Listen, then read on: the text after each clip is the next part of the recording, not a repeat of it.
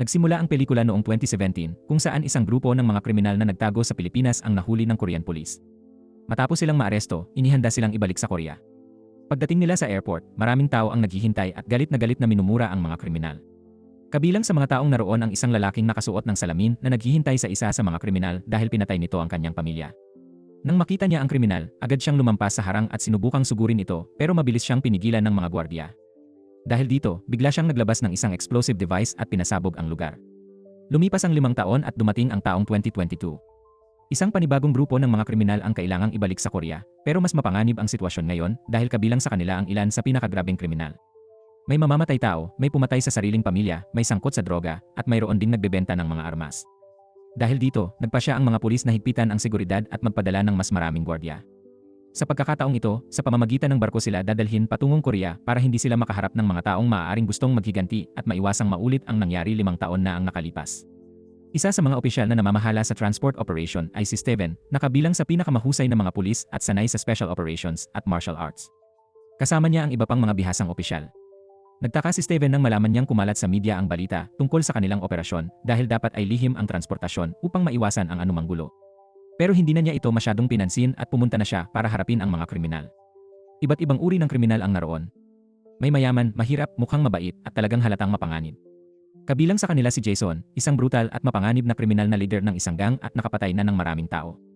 Naroon din si Daniel, isang tahimik na wanted kriminal na tila hindi ganoon kadelikado sa unang tingin.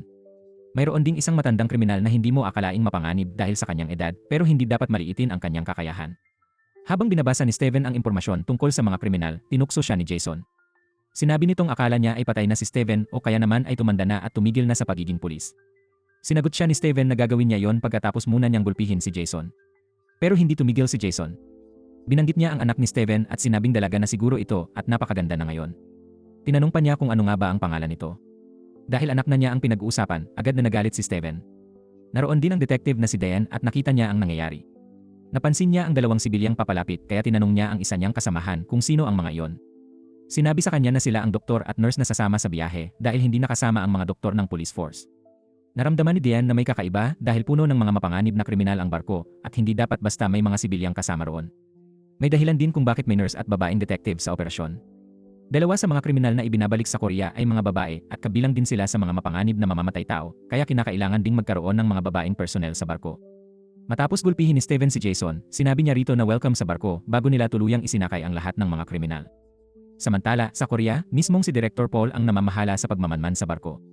Kasama ang kanyang mga tauhan, pumunta siya sa monitoring room kung saan minamasdan nila ang bawat galaw ng barko habang naglalakbay. Nagtaka ang mga tauhan niya dahil hindi karaniwan ang ganitong klaseng operasyon. Nang sabihin nila yon sa kanya, nagalit si Director Paul at sinabi niyang siya ang magdedesisyon kung ano ang normal at kung ano ang hindi. Pagkaupo niya sa kanyang mesa, inilabas ni Director Paul ang isang secret file na may nakasulat na Project Wolf Hunting. Doon pa lang ay malinaw ng mas malaki ang nangyayari kaysa sa simpleng pagdadala lamang ng ilang kriminal pabalik sa Korea. Sa barko, kinadena ng mga pulis ang mga bilanggo. Dito mas nalaman kung gaano kalala ang mga krimen ni Jason. Nakapatay siya ng 13 babae matapos gawin sa kanila ang lahat ng gusto niya. Isa rin siyang leader ng isang mapanganib na gang na sangkot sa bentahan ng mga armas. Samantala, ang tahimik na si Daniel ay hindi rin pala inosente gaya ng kanyang itsura.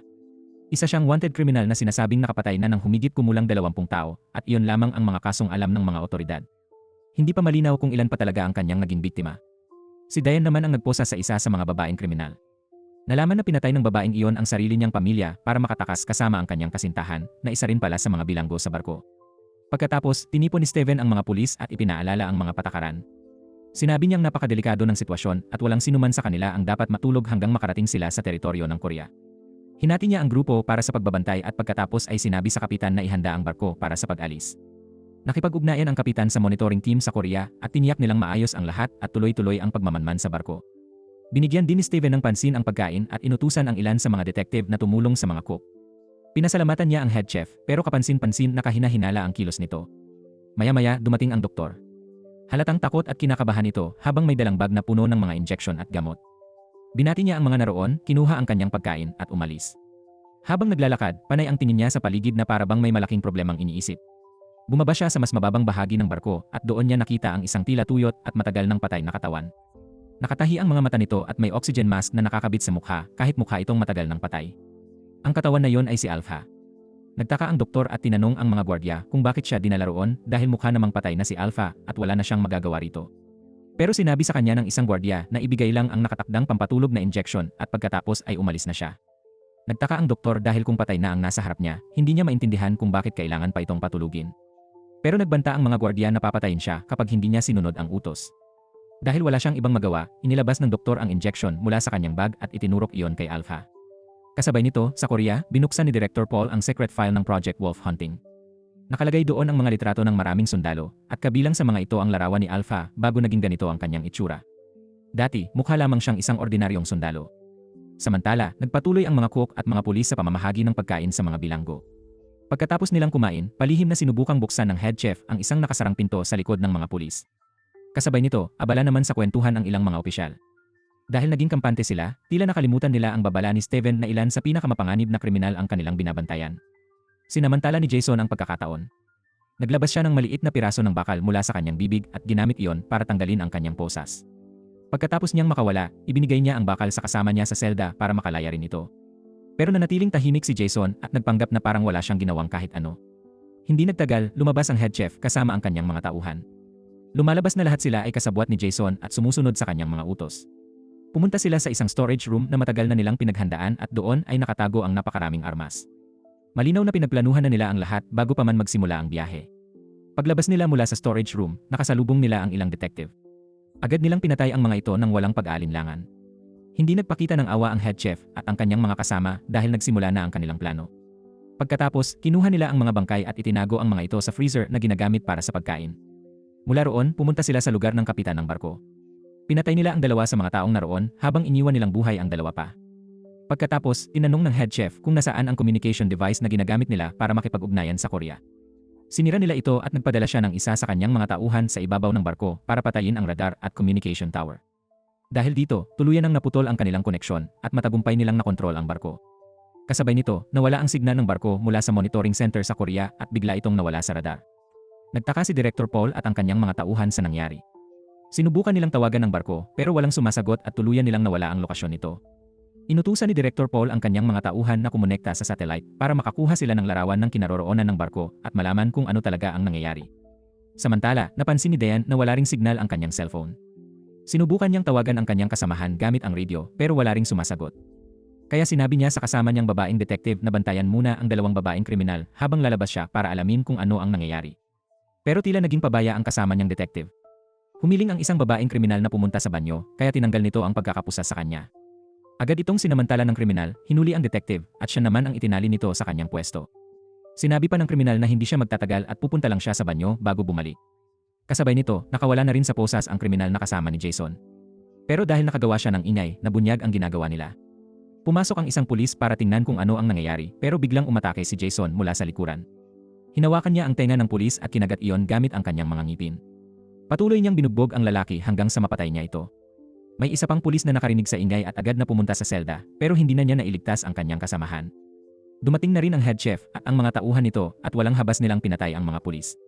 Halatang nasisiyahan pa sila sa ginagawa nila at wala silang kahit kaunting awa. Para sa kanila, napakadaling pumatay ng mga tao. Pagkatapos, inutusan ni Jason ang kanyang mga tauhan na pakawalan ang iba pang mga kriminal. May isang bilanggo na lumapit at nagsabi kay Jason na dahil sa ginagawa niya, lalo lamang hahaba ang kanilang pagkakakulong. Sa halip na magpasalamat dahil pinalaya siya, nagreklamo pa ito. Dahil dito, agad siyang pinatay ni Jason. Samantala, lumabas din mula sa kanyang silid ang tahimik na si Daniel. May isang kriminal na nagtanong kay Jason kung kilala ba nito si Daniel. Sinabi ni Jason na siya si Daniel, ang tinatawag na marangal na mamamatay tao. Hindi raw nito kailangan ng kutsilyo dahil sa loob lamang ng ilang sandali ay kaya nitong patayin ang lahat ng taong nasa paligid nito. Sinabi rin niyang 10 taon na niyang hindi nakikita si Daniel. Tinanong naman siya ni Daniel kung ano ang tingin niya rito ngayon. Nagtaka si Jason at sinabi niyang ibang-iba na ang itsura at mukha ni Daniel kumpara noon.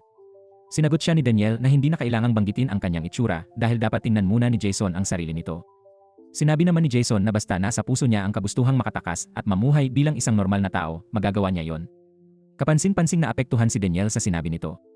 Halatang may malalim na sikreto sa kanyang nakaraan at nananatiling palaisipan kung paano nagawang pumatay ng tahimik at mukhang inosenteng lalaking tulad niya ng 22 tao. Tumingin si Daniel sa patay na pulis at naalala niya ang kanyang asawa na namatay na rin. Dahil dito, naging malungkot ang kanyang mukha. Pagkatapos, tuluyan ng inako ni Jason ang pamumuno sa mga kriminal. Naglatag siya ng kanyang mga kondisyon at sinabi sa lahat na papatayin nila ang lahat ng nasa barko, babaguhin ang direksyon nito, at pupunta sa anumang bansang maaari nilang takasan. Sinabi niyang ang sinumang sasama sa kanila ay magiging masaya, pero ang sinumang hindi sasama ay bahala na sa sarili niyang kapalaran. Samantala, nakalabas na si Diane at nakita niya ang doktor na umaakyat mula sa ibabang bahagi ng barko. Agad niyang itinutok ang kanyang baril dito at tinanong kung ano ang ginagawa niya sa ibaba. Sinabi ng doktor na nag-ikot lamang siya at tinitingnan ang lugar. Naghinala si Diane at sinabi niyang hindi ito pinapayagang basta-basta gumala sa barko. Pero dumating si Steven at sinabi kay Diane na ibaba ang kanyang baril at huwag nang palakihin ang sitwasyon dahil nag-ikot lamang naman ang doktor. Tinanong ni Diane kung bakit walang internet at signal.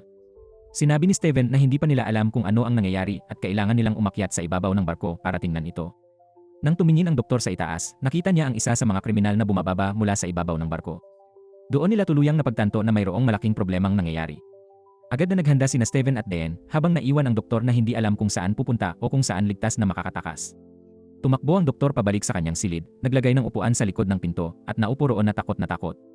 Sinubukan siyang lapitan ng nurse para pakalmahin at aliwin pero hindi siya pinansin ng doktor dahil sa sobrang takot nito. Doon napagtanto ng nurse na wala siyang maaasahan sa doktor at hindi ito ang lalaking hinahanap niya. Kaya naupo na lamang siya at uminom ng juice mag-isa. Samantala, umakyat ang mga pulis patungo sa control room ng barko. Pagdating nila roon, nakita nilang nakahandusay sa sariling dugo ang kapitan.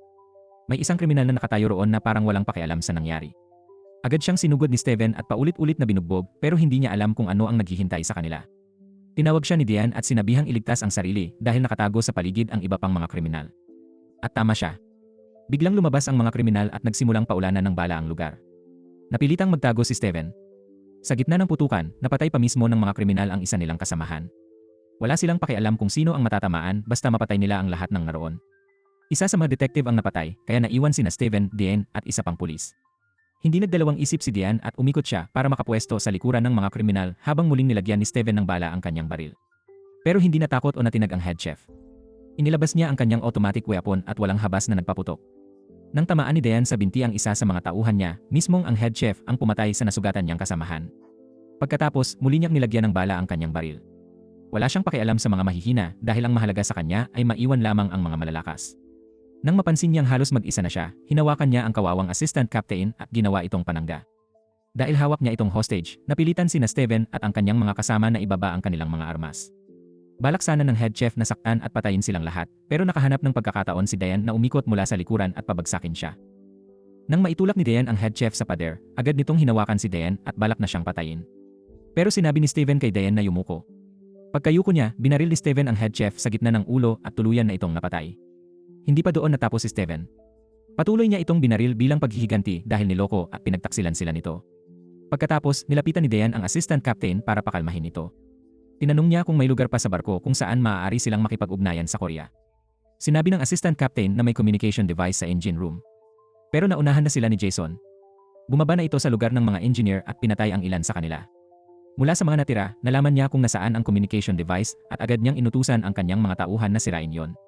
Samantala, nakarating si Steven sa bahagi ng mga selda at nakita niya kung ano ang ginawa ng mga kriminal. Nakahandusay sa sahig ang mga kasamahan niyang pulis.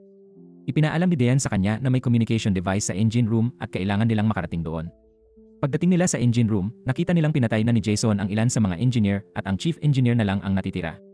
Sinabi ng chief engineer kay Jason na kapag pinatay din siya nito, maaaring masira ang barko at tuluyan silang lumubog o tumigil sa gitna ng dagat. Pero walang pakialam si Jason at handa na sana niya itong patayin nang pigilan siya ni Daniel. Agad namang sinabi ng chief engineer sa lahat na huwag magpaputok ng baril dahil kapag tinamaan ang makina, maaaring masira ang engine, tumigil ang barko, o magkaroon pa ng sunog. Pinatahimik siya ni Jason at hinarap si Steven. Hinamon niya ito at sinabi na ipakita nito kung hanggang saan ang kaya nito. Sinabi rin niyang mga bilanggo sila kaya hindi pwedeng basta sila barilin ng mga pulis. Pero sinabi ni Steven na hindi na sila simpleng mga bilanggo. Mga tumakas na kriminal na sila ngayon kaya may karapatan na silang patayin ang mga ito kung kinakailangan. Dahil sa takot, isang bilanggo ang lumapit para sumuko sa mga pulis. Pero bago pa man siya tuluyang makasuko, agad siyang pinatay ng mga tauhan ni Jason. Sinabi ni Jason sa kanyang mga kasama na sabay-sabay silang haharap sa mga pulis at lalaban hanggang malaman kung sino ang matitira sa huli. Agad na sumiklab ang malaking labanan sa pagitan ng mga kriminal at mga pulis. Halos lahat ay sumali sa gulo maliban kina Daniel at sa matandang bilanggo. Si Steven naman ay direktang nakipaglaban kay Jason. Halatang may matagal ng alitan sa pagitan nilang dalawa. Samantala, nagkagulo rin ang iba pang mga kriminal at pulis. Kaliwat kanan ang suntukan at hindi na malaman kung sino ang unang babagsak. Pero nangyari ang bagay na higit nilang dapat katakutan. Nagising ang katawan na akala nila ay patay na. Si Alpha ay muling nabuhay at naging isang nakakatakot na halimaw na may hindi normal na lakas. Napakalakas niya na para bang kaya niyang pumatay ng daan-daang tao nang mag-isa. Isang sipalang niya sa isang lalaki ay sapat na para tumilapon ito. Sa isa naman, halos hawakan lang niya ay nababali na agad ang katawan.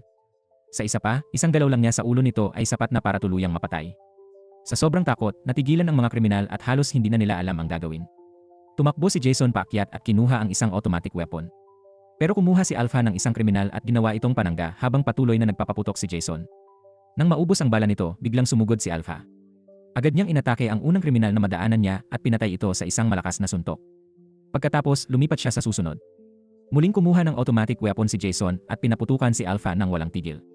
Ilang bala ang tumama sa mga binti ni Alpha pero halos wala itong epekto sa kanya. Pagkatapos, kumuha si Alpha ng martilyo at sinugod si Jason. Binugbog niya ito at binasag ang mga binti nito. Pero sa halip na matakot, tinitigan pa siya ni Jason at sinubukang hamunin at sigawan. Dahil dito, itinaas ni Alpha ang martilyo at isang malakas na hampas lamang sa ulo ni Jason ang ginawa niya para tuluyan itong patayin. At ganoon lang natapos ang kriminal na kanina ay kinatatakutan ng lahat. Samantala, nagtago si Daniel at ang matandang bilanggo. Pero hindi nagtagal, nakarating si Alpha kay Steven at hinawakan ito sa leg, handang patayin siya gamit lamang ang kanyang mga kamay. Sa wakas, umatake si Daniel kay Alpha. Doon nakita ang tunay na kakayahan ni Daniel. Hindi na niya kailangan ng kutsilyo para lumaban. Pero nang makita niya ang tatoo ng lobo sa dibdib ni Alpha, bigla siyang tumigil at hindi niya ito pinatay. Gayunpaman, walang awa si Alpha at balak naman nitong patayin si Daniel. Samantala, nakaakyat na ang matandang bilanggo at tinawag ang iba para sabihin kailangan na nilang tumakas. Tinulungan ni Diane si Steven at tumakbo sila palayo. Sumunod si Daniel sa kanila pero biglang nahabol siya ni Alpha at hinawakan. Sinabihan ni Daniel si Diane na barilin si Alpha at huwag matakot. Binaril ni Diane ang kamay ni Alpha para mapakawalan nito si Daniel. Pagkatapos, binaril niya rin ito sa balikat dahil iniisip niyang maaari pa rin nilang arestuhin ito. Pero nakalimutan niyang hindi ordinaryong tao ang kaharap nila. Walang gaanong epekto ang bala kay Alpha. Hinugot pa mismo nito ang bala mula sa kanyang balikat gamit ang sarili niyang kamay. Balak sanang umatake ni Diane pero hinila siya ni Daniel papasok sa isang pintuan at agad nilang isinara iyon para hindi makapasok si Alpha. Pero naipasok pa rin ni Alpha ang kanyang kamay sa pagitan ng pinto. Sinipa ni Daniel ang kamay nito para mapaatras siya. Pagkatapos, nagkatitigan sina Daniel at Alpha. Halatang may malalim na koneksyon o kwento sa pagitan nilang dalawa. Samantala, sa Korea, dumating na kay Director Paul ang satellite image ng barko. Napansin niyang kulay pula ang ibabaw nito. Nang palakihin nila ang larawan, nakita nilang puno ng dugo at nagkalat na bahagi ng katawan ang deck ng barko. Maya-maya, nakatanggap si Director Paul ng tawag mula sa nakatataas sa kanya na si Andrew. Kapansin-pansin na mayroon din si Andrew ng parehong wolf tattoo na nakita sa dibdib ni Alpha. Inutusan niya si Director Paul na personal na pumunta sa barko at dalhin sa kanya si Alpha. Nagtaka si Director Paul at tinanong kung bakit kailangan pa niyang personal na pumunta roon at kung ano ang kinalaman niya sa nangyayari. Sinabi sa kanya ni Andrew na siya rin naman ang nagmungkahi ng operasyon mula pa sa simula. Pero sinabi ni Director Paul na ang plano niya ay ilagay lamang si Alpha sa barko ng mag-isa, hindi kasama ang napakaraming kriminal. Tinanong niya kung bakit siya naman ngayon ang kailangang pumunta roon at ilagay sa panganib ang sarili niyang buhay. Nagalit si Andrew at sinigawan siya. Sinabi niyang kapag hindi siya pumunta sa barko, hindi nahuli si Alpha at hindi niya ito naibalik, dapat nang ituring ni Director Paul na patay ang sarili niya. Pagkatapos ay bigla nitong ibinaba ang tawag. Sobrang nagalit si Director Paul. Paulit-ulit niya itong tinawag pero wala nang sumagot. Dahil sa galit, ibinato niya ang kanyang cellphone sa sahig at sinira ang mga bagay na nasa paligid niya. Biglang nagbago ang kulay ng kanyang mga mata na para bang mata iyon ng isang lobo. Samantala, bumalik ang eksena sa barko. Ang dalawang assistant captain ay nagawang makapaghanda ng lifeboat at sinubukang tumakas gamit iyon. Pero narinig sila ni Alpha. Agad niya silang hinabol at pinatay. Narinig ng nurse ang malalakas na ingay sa labas kaya tumingin siya sa bintana ng kanyang silid. Naramdaman niyang may kakaibang nangyayari sa labas. Pero bago pa siya makagawa ng anuman, biglang lumitaw ang kamay ni Alpha, hinila siya at sa loob lamang ng ilang segundo ay pinatay siya. Takot na takot ang doktor nang makita niya si Alpha. Nakilala niya agad na ito ang parehong katawan na tinurukan niya ng pampatulog. Dahil sa sobrang takot, tumakbo siya palayo. Sinubukan siyang pakalmahin ni Diane. Pero sinabi ng doktor na hindi niya maintindihan kung paano nangyari iyon dahil siya mismo ang nagturok kay Alpha ng pampatulog na sapat sana para patulugin ang isang tao ng 20 taon. Hinawakan siya ni Steven at pinilit na sabihin kung ano talaga ang ginagawa niya at kung ano ang nangyari. Ipinaliwanag ng doktor na ang tanging utos sa kanya ay may isang pasyenteng nasa barko at kailangan niya itong turukan ng pampatulog bawat 6 na oras. Pero nang dumating siya, nakita niyang parang matagal nang patay ang pasyente. Tuyo na ang katawan nito at nakatahi pa ang mga mata. Hindi niya maintindihan kung bakit kailangan pa niyang turukan yon, pero kailangan niyang sundin ang utos dahil malaki ang ibinayad sa kanya. Sinabi niyang wala na siyang alam bukod doon. Dagdag pa niya, may 2 gwardiya sa ibabang bahagi ng barko na nagbabantay kay Alpha at siguradong mas marami silang nalalaman. Maaari nilang tanungin ang mga ito mismo. Dahil dito, nagpasya si Steven na siya mismo ang maghahanap kay Alpha. Inutusan niya sina Diane at ang iba pa na pumunta sa ibabang bahagi ng barko. Pagdating nila roon, pinagmasdan ni Daniel ang lugar at tila naunawaan niya kung ano ang nangyari. Lumabas na mayroon din siyang kakaibang kakayahan na nagbibigay sa kanya ng paraan para maisip o makita kung paano nangyari ang isang insidente. Nakita niya sa kanyang isip na matapos magising si Alpha, winasak nito ang lugar. Inatake nito ang unang gwardiya at brutal na binali ang katawan nito. Pagkatapos, hinawakan nito ang pangalawang gwardiya at pinunit ang katawan nito. Habang sinusuri ni Daniel ang nangyari, nagsimulang maghanap si Diane sa mga dokumentong nagkalat sa lugar. Doon niya nakita ang file tungkol kay Alpha. Sa pagbabasa ni Diane sa file, nalaman niyang ipinanganak si Alpha noong 1911. Nagtaka ang matandang bilanggo at sinabi niyang halos kasing edad na yon ng kanyang lolo, kaya paano posible na mukhang malakas at bata pa rin si Alpha hanggang ngayon. Ipinagpatuloy ni Diane ang pagbabasa at nalaman nilang nakilahok si Alpha sa digmaan laban sa Japan. Kalaunan, nahuli siya ng mga Japanese at dinala bilang prisoner of war. Doon siya tinawag na Alpha dahil ginamit siya sa isang serye ng mga eksperimento.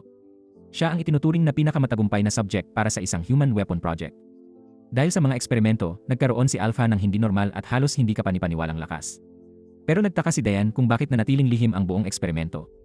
Binasa naman ng doktor ang medical analysis ni Alpha at ipinaliwanag na mayroon itong ilang katangian ng isang lobo. Dahil nakatahi at nakasara ang kanyang mga mata, ginagamit ni Alpha ang kanyang napakalakas na pangamoy at pandinig para malaman kung nasaan ang kanyang mga kalaban. Gayunpaman, sa huli ay itinuring pa rin siyang failed experiment dahil hindi niya kayang kontrolin ang kanyang sarili.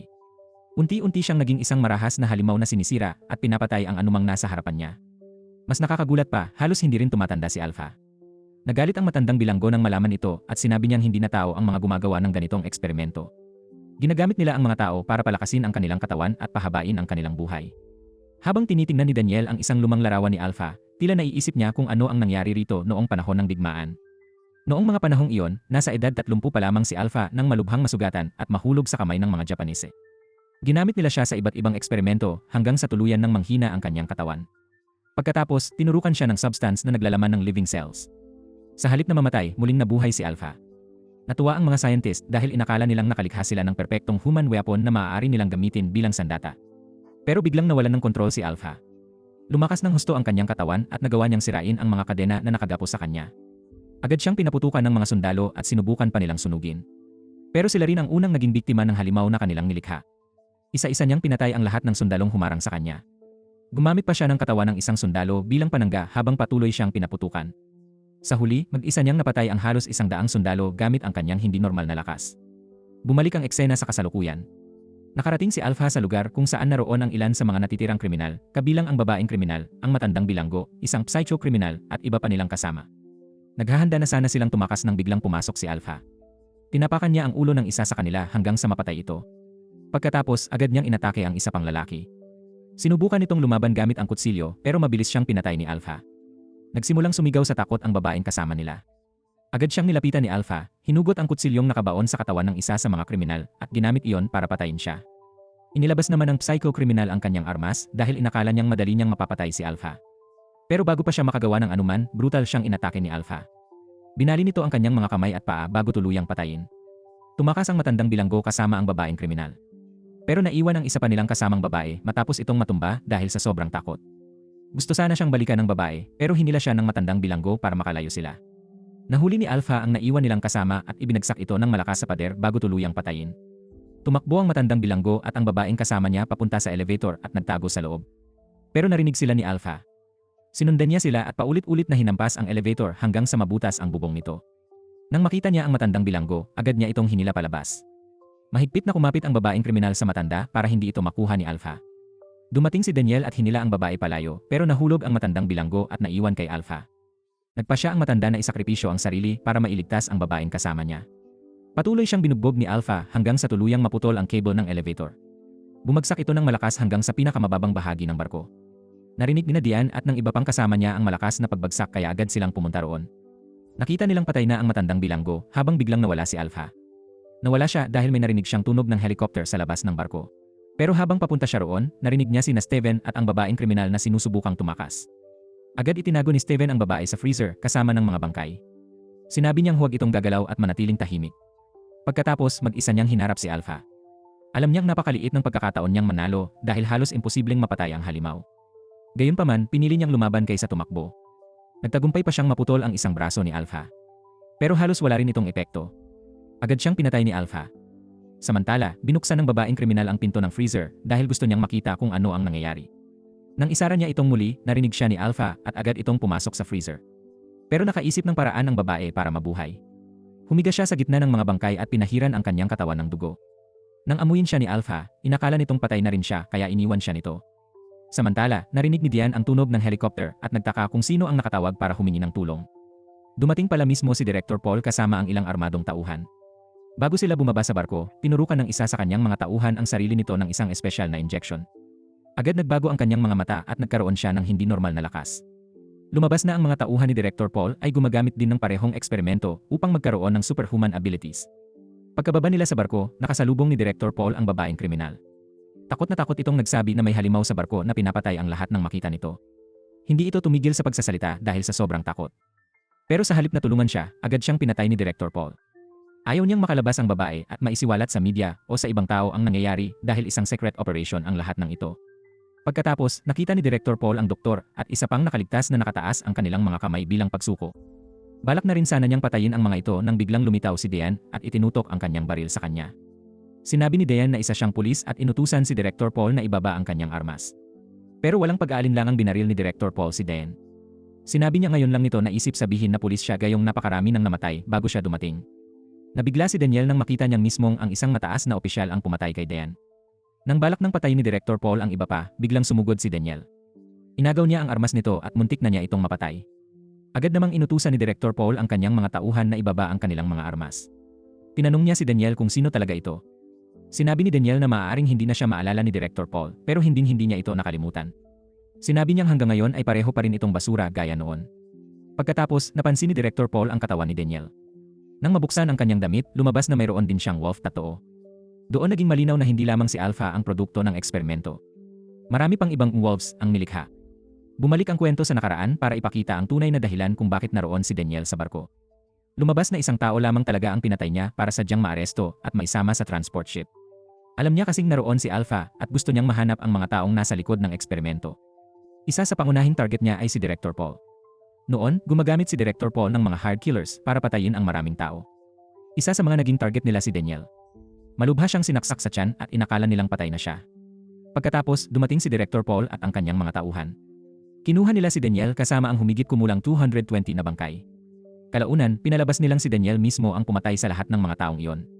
Dinala ang mga katawan sa isang secret facility kung saan tinurukan silang lahat ng experimental wolf serum. Ang sinumang mabuhay ay kinukuha nila at ginagawang human weapon. Ang mga namamatay naman ay basta na lamang itinatapon. Kabilang si Daniel sa mga itinuring nilang patay. Pero hindi nila alam na buhay pa siya. Nagkaroon din siya ng wolf abilities dahil sa injection. Gayunpaman, pinili niyang huwag nang bumalik sa kanila. Gusto lamang niyang mamuhay bilang isang normal na tao. Nag-asawa siya at nagkaroon ng sariling pamilya. Pero gusto pa rin siyang mahanap ni Director Paul dahil napakakaunti ng mga taong matagumpay na nabubuhay matapos ang wolf experiment. Kalaunan, natuntun siya nito. Para wala nang hahadlang kay Daniel na bumalik sa kanila, ipinapatay ni Director Paul ang kanyang pamilya. Sa kasalukuyan, sinabi ni Director Paul kay Daniel na hindi niya maintindihan kung ano ang ginawa niyang mali. Ayon sa kanya, binigyan niya si Daniel ng panibagong buhay. Pero bilang kapalit, maraming buhay din naman ang kinuha ni Daniel. Pagkatapos, sinadya niyang banggitin ang anak ni Daniel at tinanong kung lalaki ba o babae yon. Lalong nagalit si Daniel at agad siyang sumugod. Pero bago pa magpatuloy ang laban nila, dumating si Alpha. Balak nitong patayin ang lahat ng walang pinipili dahil wala na itong kinikilalang kakampi o kalaban matapos ang lahat ng pinagdaanan nito. Inutusan ni Director Paul ang kanyang mga tauhan na patayin si Alpha. Kumuha si Alpha ng malaking pinto at ginamit iyon bilang panangga sa mga bala. Pagkatapos, mabilis niyang sinalakay ang mga tauhan ni Director Paul. Inakala ni Alpha na madali rin niyang mapapatay si Director Paul. Pero lumabas na isa rin itong napakalakas na wolf. Hinawakan ni Director Paul si Alpha na parabang napakadali lamang nitong kontrolin. Paulit-ulit niya itong binugbog at itinapon sa malayo. Pagkatapos, sinira niya ang mga binti ni Alpha at tuluyan itong pinatay. Samantala, hinarap naman ni Daniel ang ibang enhanced officers. Isa sa kanila ang kumpiyansang makakatalo kay Daniel dahil naturukan din siya ng wolf serum. Pero mas malakas si Daniel. Isa-isa niyang binugbog at pinatay ang mga tauhan ni Director Paul. Sa kabilang bahagi ng barko, sinubukang tumakas ng doktor at isa pang nakaligtas gamit ang helicopter. Pero nang makarating sila roon, sinubukan silang patayin ng pilot. Napilitan silang lumaban at napatay din nila ito. Sa huli, naiwan sina Daniel at Director Paul para sa kanilang huling paghaharap. Pareho silang may wolf abilities at pareho silang napakalakas. Pero mas malalim ang dahilan ni Daniel sa pakikipaglaban. Gusto niyang ipaghiganti ang kanyang pamilya na nakita niyang pinatay sa harap mismo niya. Hindi niya kayang kalimutan o patawarin ang nangyari. Si Director Paul naman ay isang bihasang fighter at masanay sa paggamit ng kanyang enhanced abilities. Agad niyang sinalakay si Daniel at paulit-ulit itong binugbog hanggang sa mapabagsak niya. Inilapit pa niya ang isang kutsilyo sa mata ni Daniel. Sinabi niya kay Daniel na bumalik na lamang sa kanila para hindi siya maparusahan dahil maaari naman nitong palitan si Alpha na namatay na. Pero hindi kayang kalimutan ni Daniel ang ginawa nila sa kanyang pamilya. Patuloy siyang tinukso ni Director Paul at pinaalala sa kanya ang kanyang anak na tumatawag sa kanya bago ito di umano namatay. Dahil dito, nag-ipon ng natitirang lakas si Daniel at biglang gumanti. Malakas niyang inatake si Director Paul at nagawa niyang pabagsakin ito. Pero buhay pa rin si Director Paul. Bilang isang wolf, kapit na kapit pa rin ito sa buhay. Muli niyang inatake si Daniel bago tuluyang tumalon sa dagat para tumakas. Hindi pumayag si Daniel na makatakas siya. Tumalon din siya sa tubig at hinabol si Director Paul. Kinabukasan, sa isang liblib na isla, ipinakita ang isang secret facility na pinamamahalaan ni Director Pio. Mayroon siyang malaking bilangguan kung saan nakakulong ang iba pang mga wolves upang manatili silang nasa ilalim ng kanyang kontrol at magamit niya ang kanilang kapangyarihan. Iyon din ang dahilan kung bakit gusto niyang maibalik si Alpha ng buhay.